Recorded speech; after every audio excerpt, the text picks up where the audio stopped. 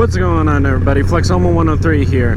Today I want to do something a little bit different other than stunt riding or riding out to an old bridge. Wanted to actually talk about stunt bikes and stunt bikes in general. Now, most people, when you say stunt bike, they're thinking of an old 636, or they're thinking of a Grom, or they're thinking of a full cage sport bike. Nobody thinks about Sportsters, Dynas, road glides, street glides. Nobody's thinking about Harleys as stunt bikes.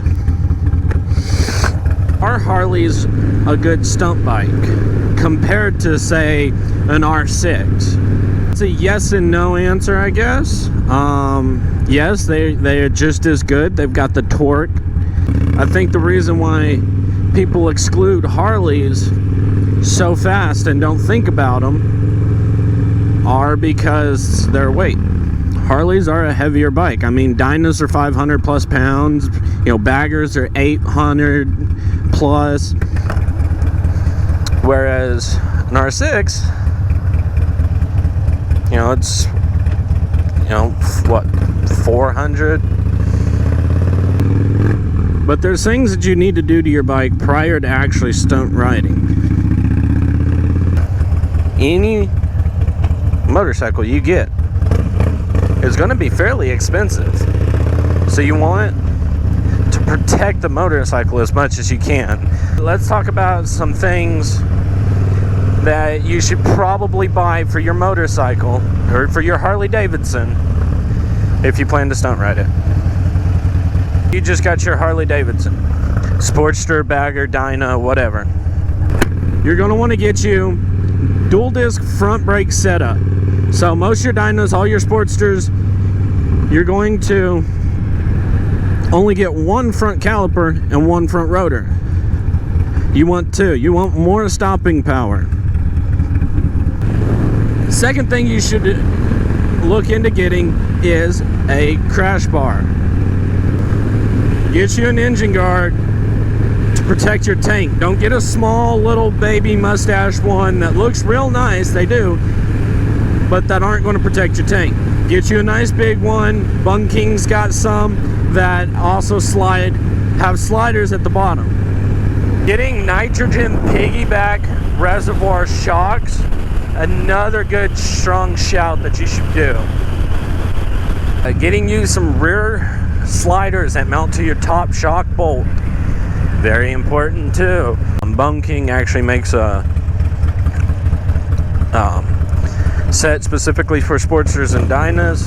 You can get them in 4-inch and 6.5-inch, I believe. Bars are a very, very important one. You don't want sharp bars.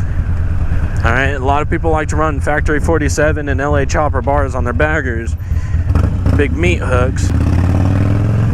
You don't want your bars at all, anywhere in here, or up here, or wherever, to have a lot of pointed, sharp edges on it. Just getting you some risers, a top clamp, and MX bars, a great idea. I run ODI MX bars, 1-inch bars, black on black,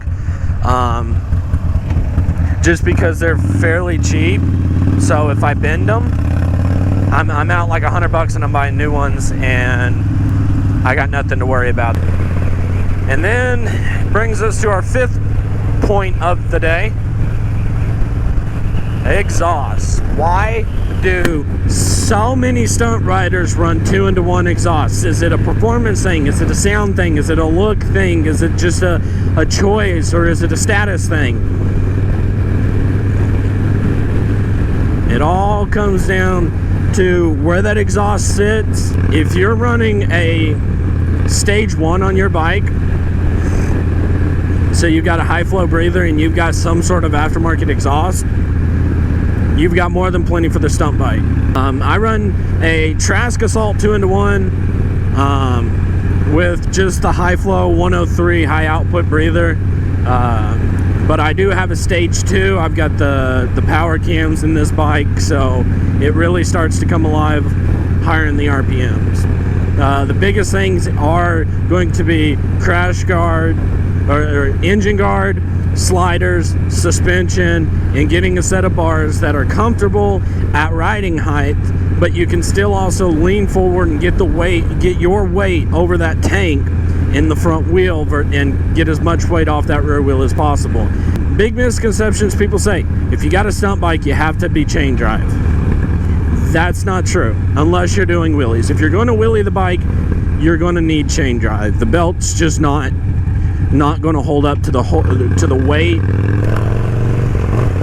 It's not going to hold up to the weight of the swing arm pivoting with all the weight on it. You're going to stretch out your belt. You're going to break the belt. So if you're going to do a lot of wheelies, yes, I highly recommend going chain drive.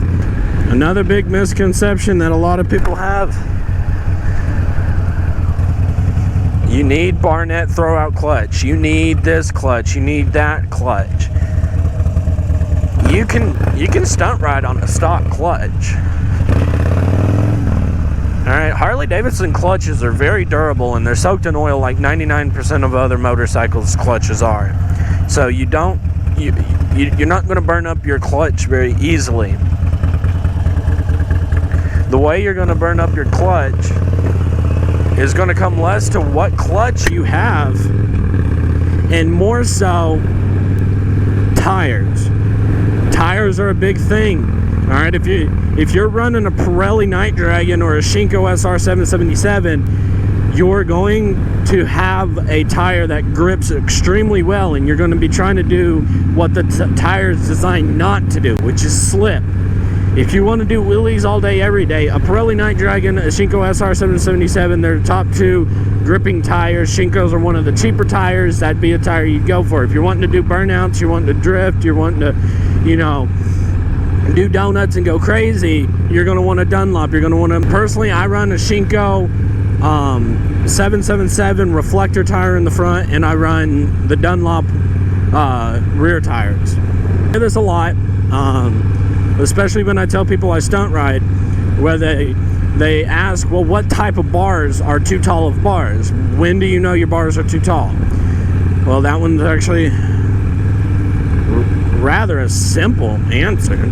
If you can't lean over your bars like this and look down, they're too tall. But if you guys like this video, or you'd like some more videos that are, top 5 do's, top 5 don'ts, of that nature, go ahead and like, comment, and subscribe to let me know.